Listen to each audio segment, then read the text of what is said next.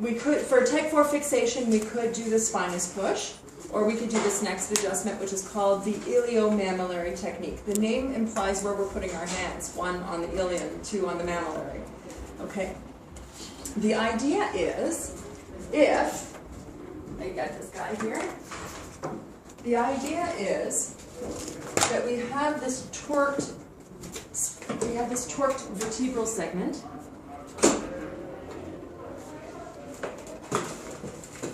So let's say it's like this. We have this torqued vertebral segment like this. We could set it up like a spinous push, or what we could do is this, standing contralateral to a lesion. This kind of looks a little bit like a weird cross bilateral. Putting my pisiform onto the mammillary body, that's out of place. So here's the mammillary part of the Ilio mammillary. And the other hand is going to hook onto the ASIS. So here's the Ilio part of the Ilio mammillary.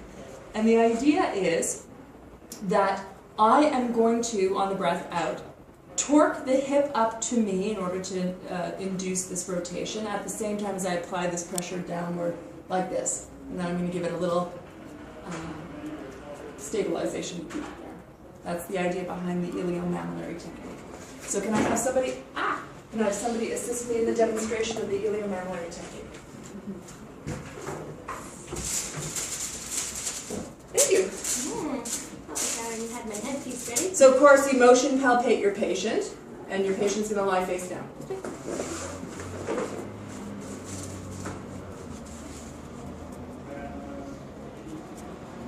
What am I doing? So I've already motion palpated my patient. Now I think it's at L3, and L3 is where I have to adjust. So I can either count up, or because I'm a touchy-feely kind of lady and I want to double check myself, I can do some static palpation.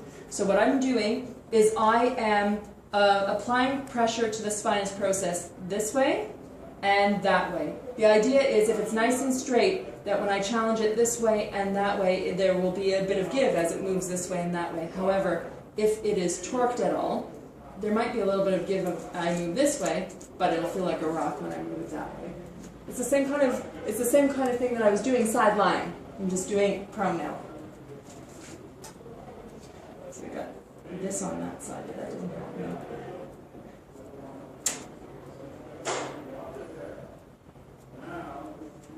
Tender? No. No. Tender?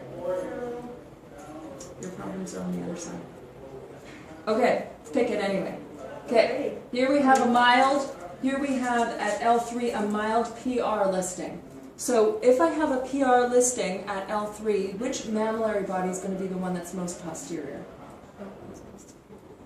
The right side. The right side. I would disagree with you. So if the mammillary body, let's do it like this. Okay, so here are my mammillary bodies and here's my spinous process. And if I had a PR listing, this mammillary body would be most posterior. The idea is I'm going to be torquing it like that. So the one on the left, if I have a spinous process that has deviated to the right, the mammillary body on the left would be most posterior. The mammillary body is in the interspace above and about 1 inch lateral to. You can also find it using your fingers, adducting your fingers, placing the lateral aspect of your index fingers onto the lateral aspect of the spinous process for your bearings. The middle fingers will approximate the mammillary bodies. To be 100% sure, you will just double check your patient's fingers and just bring your fingers all together. That's it. And she and I are the same.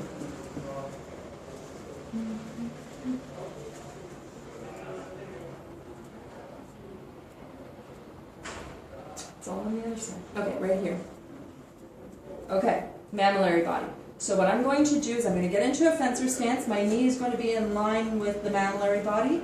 I'm going to take out the joint slack, or the skin slack rather, and place my pisiform down on it like this. So I'm standing contralateral to the lesion. My other hand is going to hook underneath my patient's hips. So just want to make sure that you let your patient know what you're about to do so they don't feel like you're feeling them up. So Melanie, I'm going to be putting my hand underneath your hip, okay? Okay. Okay. So onto the ASIS. She's going to breathe in and breathe out for relaxation purposes. On the breath out, I'm going to pivot my body so that my sternum goes over my contact site at the same time as I lever the hip up. And then I'm going to follow it with a one-armed kind of cross bilateral look. Breathe in, breathe out. Like that. Okay? Now, this adjustment can also be used in the thoracic spine for rotation fixations. This can also be called the Ilio Transverse technique, where you're using the TVP as your setup. Or the Ilio technique for rotation fixations, where you're setting up on a rib. Okay, this is part of the stuff I didn't show you in the first day. Okay, so Ilio Mammillary, Ilio costal, Ilio transverse, same adjustment, just different hand positionings. Would you like to see that?